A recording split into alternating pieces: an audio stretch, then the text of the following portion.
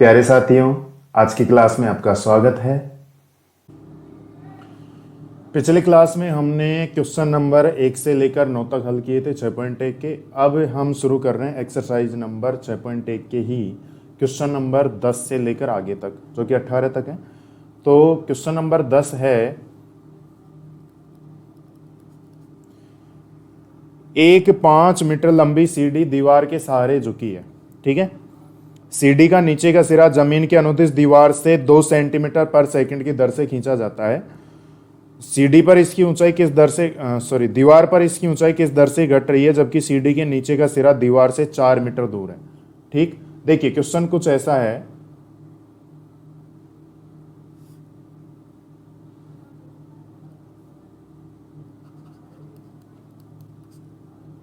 ये दीवार है, ये नीचे की फर्श है, यहां पर ये सीढ़ी लगी है।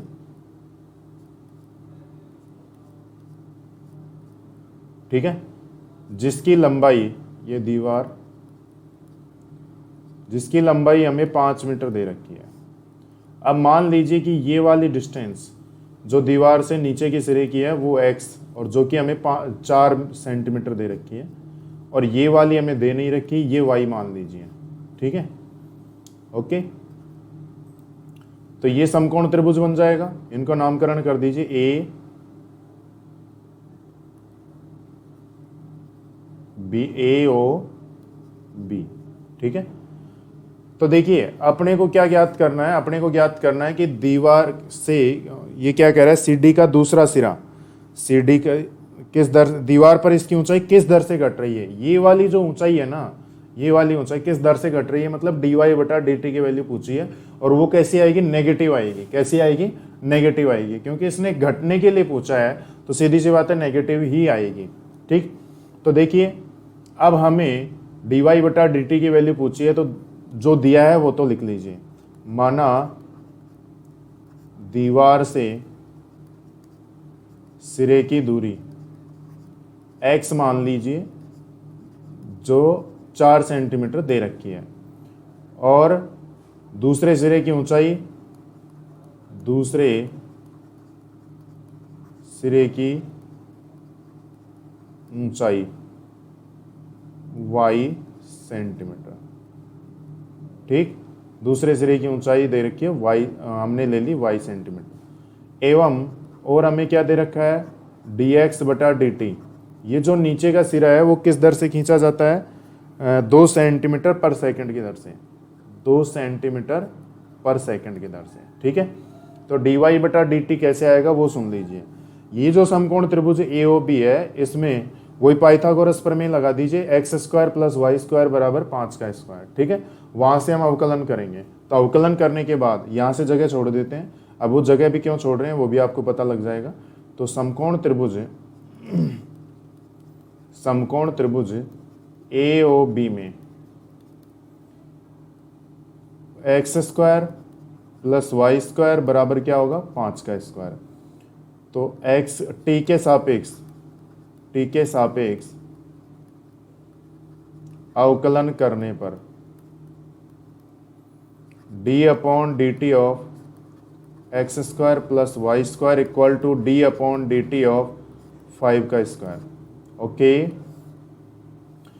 तो देखिए कितना आएगा, तो यहां से 2x प्लस, फिर x² का तो हो जाएगा 2x, और x का होगा dx/dt, y² का क्या होगा 2y, फिर y का क्या होगा dy/dt इक्वल टू 0।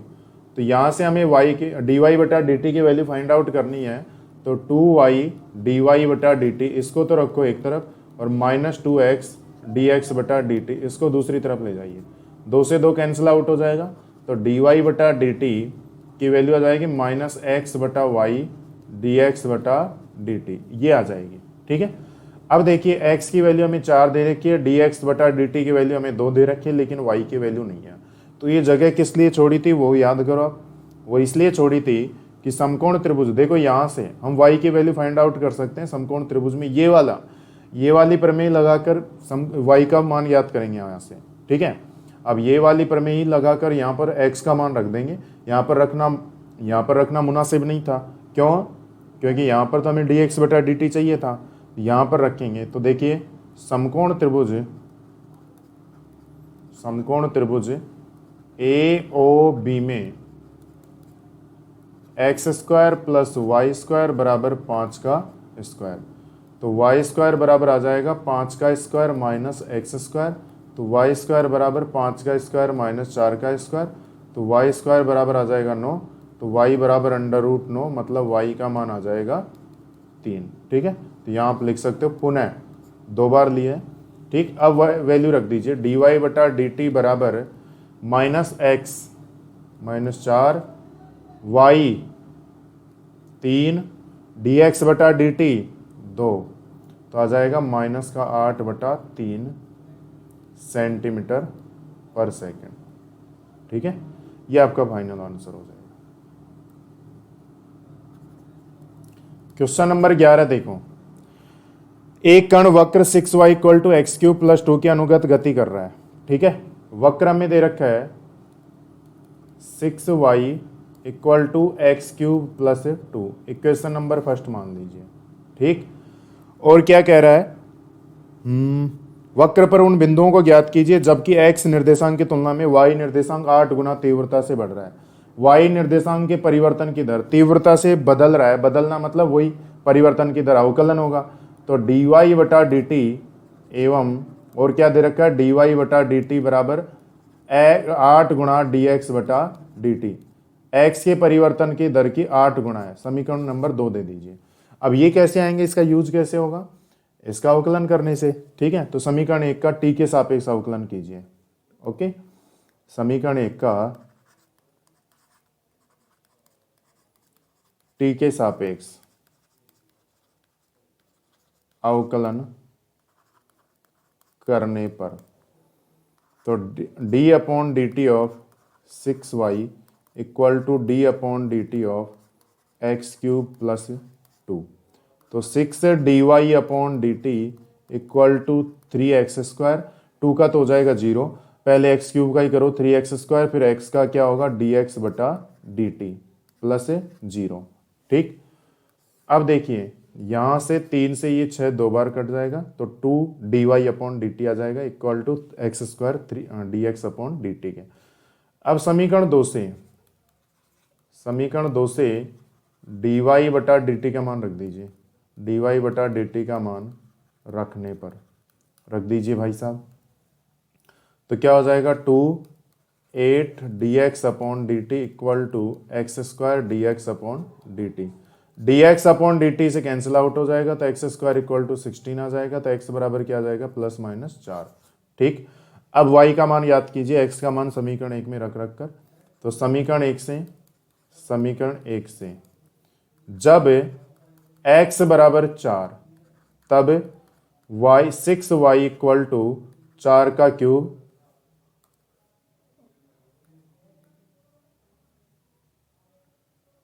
6y = 4 का क्यूब प्लस 2। ठीक है, तो ये कितना हो जाएगा, y बराबर 4 का क्यूब 64 + 2 66/6, तो y बराबर अपने पास आ जाएगा 11। इसलिए बिंदु, आपको पता है जगह की कमी है, तो बिंदु क्या हो जाएगा 4,11। ठीक है, अच्छा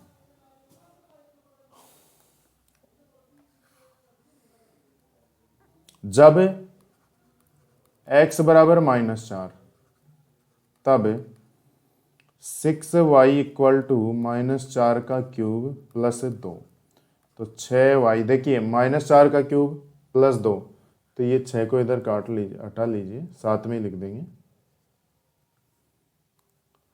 -4 का क्यूब कितना हो जाएगा, -64 प्लस का 2 -62/6, तो y का मान आ जाएगा यहाँ से -31/2।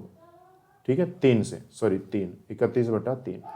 इसलिए बिंदु क्या हो जाएगा अपने पास, बिंदु हो जाएगा, दूसरा बिंदु आ जाएगा -4 -31/3। ये अपना फाइनल आंसर हो जाएगा, एक ये और एक ये। ठीक है,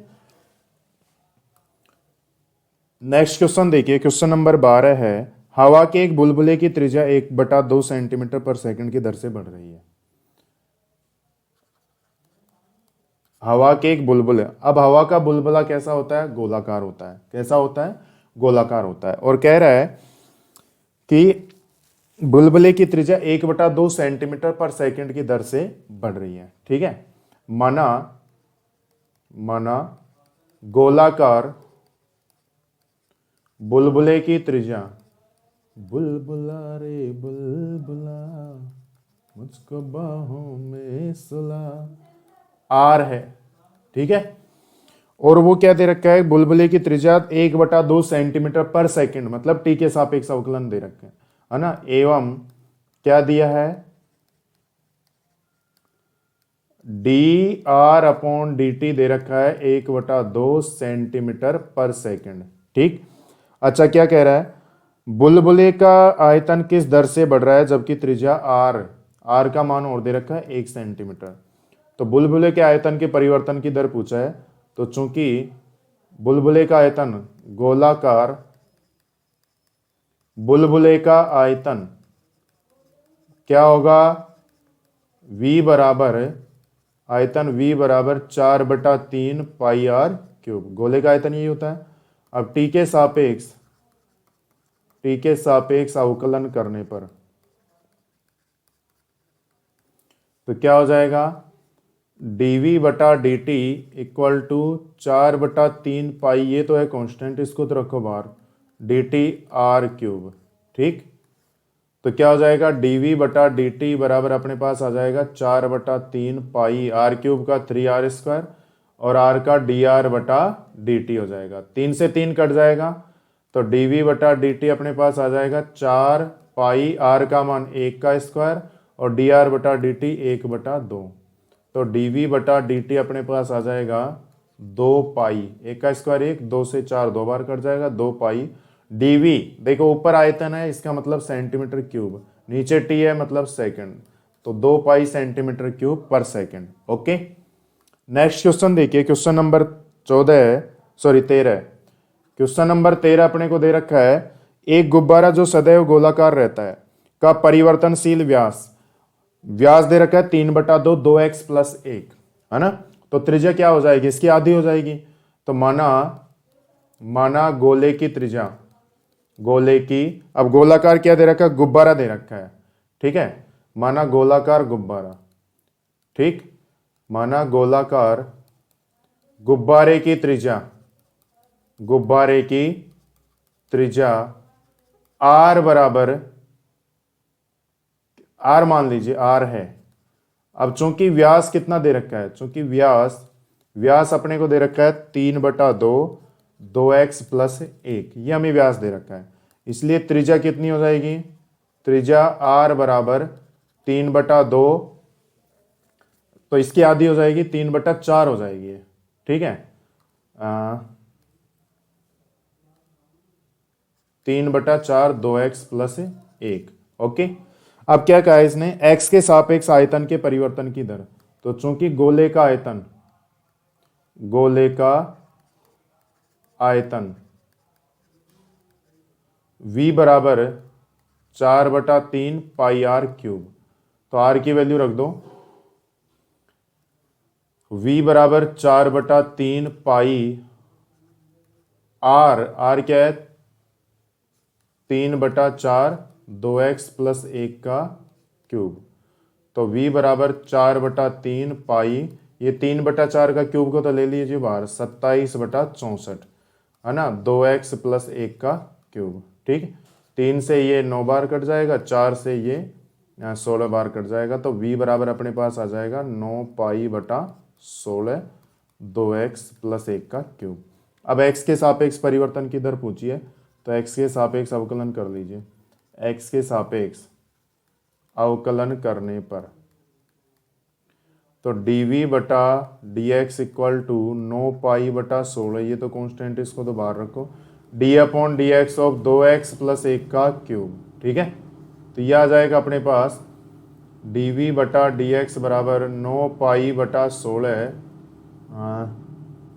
इसको मिटा दो, क्या इसको मिटा देता हूँ, है ना, जगह इधर कंजस्टेड है यार, मिटा देते हैं इसको।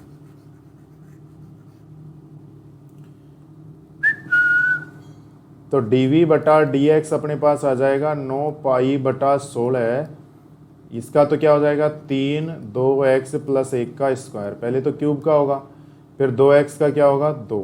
ठीक है, तो ये आ जाएगा, देख लीजिए काट लीजिए इसको, 2 से 8 बार है ना, बस यही कटेगा। तो dv बटा dx अपने पास आ जाएगा 9 तिया 27 पाई बटा 8 2x प्लस 1 का होल क्यूब। ठीक है, ये आपका फाइनल आंसर हो जाएगा। क्वेश्चन नंबर 14 देखिए,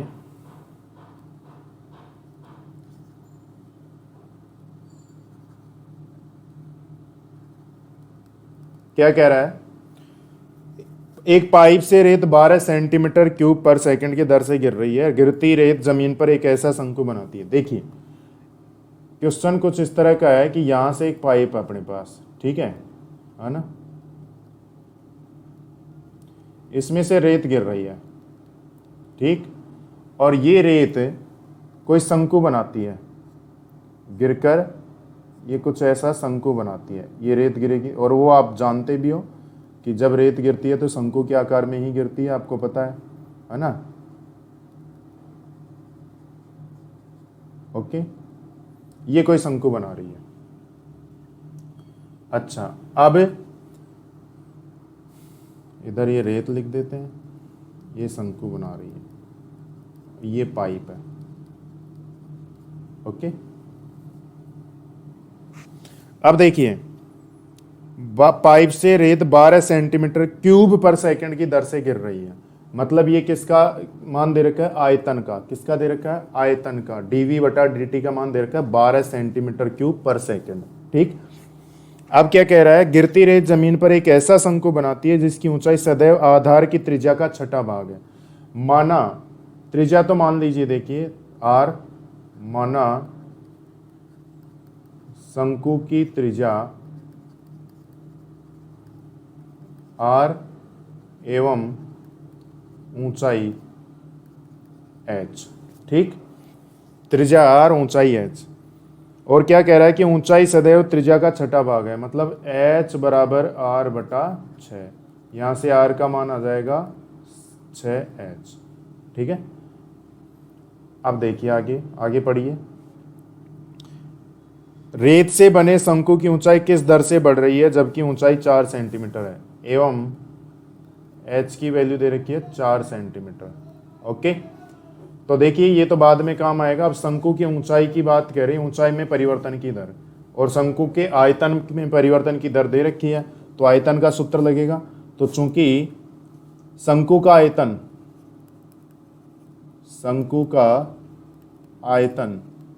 क्या होता है भाई, v बराबर 1/3 पाई r स्क्वायर h, ये शंकु का आयतन होता है। ठीक है, अब बात यह है कि हम अवकलन किसके सापेक्ष करें, r के सापेक्ष करें या फिर h के सापेक्ष करें। दोनों ही वेरिएबल है यहाँ पर, क्वेश्चन में हमें कुछ भी नहीं दे रखा, जो दिया होता है वो तो ठीक है, हम मान भी सकते हैं कि ये कांस्टेंट है, लेकिन दिया कुछ भी नहीं है यहाँ पर, दोनों के दोनों वेरिएबल है। तो यहाँ से हमें वैसे भी ऊंचाई में परिवर्तन की दर पूछा है कि शंकु की ऊंचाई किस दर से बढ़ रही है, तो dh अपॉन dt पूछी है, तो r का मान रखिए, r का मान ये 6h रख दीजिए, क्योंकि h dh अपॉन dt कब मिलेगा, जब h रहेगा, उसका t के सापेक्ष अवकलन करेंगे तभी तो मिलेगा। अन्यथा अगर आप h का मान r बटा 6 रख दोगे तो ये r के रूप में आ जाएगा, तो त्रिज्या के परिवर्तन की दर आ जाएगी वहाँ पर। ठीक है, अगर त्रिज्या के परिवर्तन की दर पूछता तो आप h का मान r के पदों में रखते। अब यहाँ पर ऊंचाई में परिवर्तन की दर पूछी है तो r का मान h के पदों में रखेंगे। ठीक है, तो r का मान रखने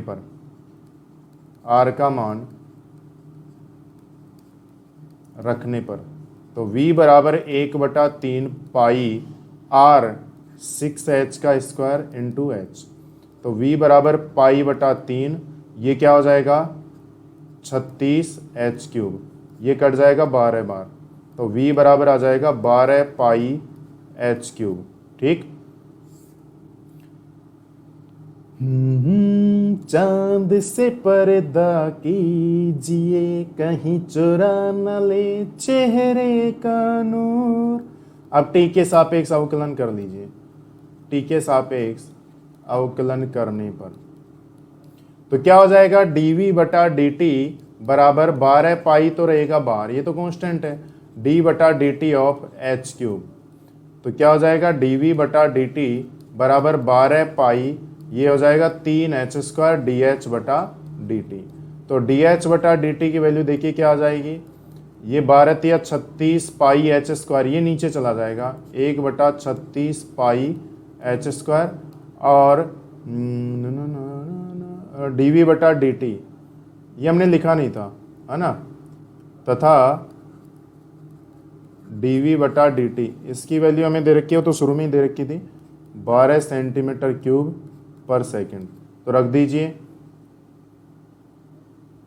चलो अभी अगले स्टेप में रखना है वैसे भी। तो dh बटा dt 1/36 पाई h का मान 4 का स्क्वायर, और dh बटा dt का ये रहा 12, तो 12 तिया 36, तो dh बटा dt अपने पास आ जाएगा, देखो 4 चौक 16, 16 दूना 32, 16 तिया 48, 48 पाई, 1/48 पाई। मात्रा क्या आएगा, h हाइट है तो सेंटीमीटर पर सेकंड, ठीक है, और 1/48 पाई सेंटीमीटर पर सेकंड, ये इसका फाइनल आंसर हो जाएगा। ओके, हो हमको तुमसे हो गया है प्यार, क्या करें बोलो तो जिए बोलो तो मर जाएं, हमको तुमसे हो गया है प्यार, क्या कर बोलो तो जिए बोलो तो। क्वेश्चन नंबर 15 देखिए क्या कह रहा है क्वेश्चन नंबर 15 के लिए।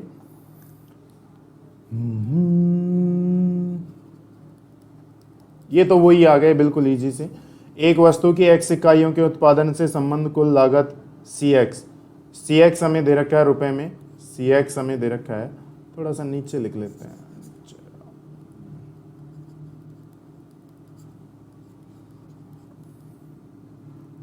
0.007 x³ minus 0.003 x² plus 15x plus 4000, ठीक है, ये हमें दे रखा है। तो क्या कह रहा है, सीमांत लागत क्या याद कीजिए, सीमांत लागत मार्जिनल कॉस्ट MC, वो क्या होगी d/dx of cx equal to d/dx of 0.007 x³ minus 0.003 x² plus 15x plus 4000, ठीक। तो MC बराबर अपने पास आ जाएगा, देखो 3 को आगे गुणा कर लीजिए, 0.007 into 3 x² minus 0.003 into 2x plus 15, तो कितने पर पूछा है, जबकि 17 इकाइयों का उत्पादन किया जाता है, तो x बराबर 17 पर। तो MC बराबर ये 7×21 हो जाएगा, है ना, तो 0.021 17 का स्क्वायर माइनस 3 दूनी 6 हो जाएगा, 0.006 17 प्लस 15। कैलकुलेशन आप करते रहना, मैं इसका फाइनल आंसर लिख देता हूँ। क्वेश्चन नंबर 15 है ना, 20.97, जो भी है रुपए में है तो रुपए में, ठीक। क्वेश्चन नंबर 16 देखिए,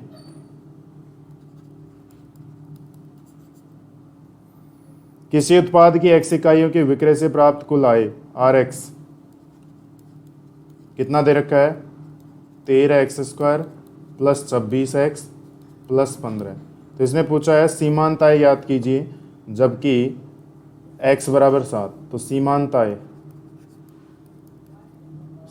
आय आप जिससे भी व्यक्त कर सकते हो, मार्जिनल इनकम मान लो MI बराबर d/dx ऑफ RX। तो MI बराबर d/dx of 13x² plus 26x plus 15।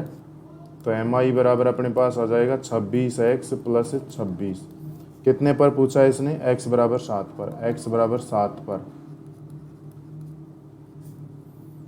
तो MI at x equal to 7, 26 गुणा 7 प्लस 26, तो 26 को 7 से गुणा कर लीजिए, 7 6 42, 7 दूनी 14 और 4 18 प्लस 26, 6 और 2 8, 8 और 2 10, और 208 रुपये, ठीक है, ये आ जाएगा अपना फाइनल आंसर। अब क्वेश्चन नंबर 17 है, 17 और 18 ऑप्शनल क्वेश्चन है। तो देखिए क्या कह रहा है, एक वृत्त की त्रिज्या r बराबर 6 सेंटीमीटर पर r के सापेक्ष क्षेत्रफल में परिवर्तन की दर। r बराबर 6 सेंटीमीटर दे रखा है। वृत्त का क्षेत्रफल क्या होता है, वृत्त का क्षेत्रफल a बराबर पाई आर स्क्वायर। तो r के सापेक्ष ही पूछा है, r के सापेक्ष अवकलन कर लीजिए। r के सापेक्ष अवकलन करने पर तो dA upon d r equal to d upon d r of pi r square. तो dA अपॉन डी आर बराबर आ जाएगा 2 पाई आर। इसने क्या पूछा, r बराबर 6 सेंटीमीटर पर, r बराबर 6 सेंटीमीटर पर। तो dA upon d r at r equal to 6, तो 2 पाई 6, तो 12 पाई, और ऊपर एरिया है तो सेंटीमीटर स्क्वायर पर सेंटीमीटर। ठीक है, क्वेश्चन नंबर 18 देखिए क्या कह रहा है, एक उत्पाद x इकाइयों के विक्रय से प्राप्त कुल आय रुपए में, Rx हमें दे रखा है, बिल्कुल ऐसा ही है। तो 3x square plus 36x plus 5, तो x के सापेक्ष अवकलन करने पर d upon D x of वही d upon D x of 3x square plus 36x plus 5। क्या पूछा है इसने, कुल आय, टोटल इनकम TI लिख लो, कुछ भी लिख लो यार, इनको तो क्या फ़र्क पड़ता है। तो TI equal to 6x plus 36 है ना, अवकलन करेंगे तो x बराबर कितने पर पूछा है, 15 पर। तो TI at x equal to 15, तो 6 गुणा 15 प्लस 36, 15 6 की 90 और 36 126 रुपये। ठीक है, कौन सा ऑप्शन होगा, डी ऑप्शन हो जाएगा। ओके, और 17वें का डी ऑप्शन। ओके, तो आज की क्लास में इतना ही, मिलते हैं नेक्स्ट क्लास में। जय हिंद, जय भारत।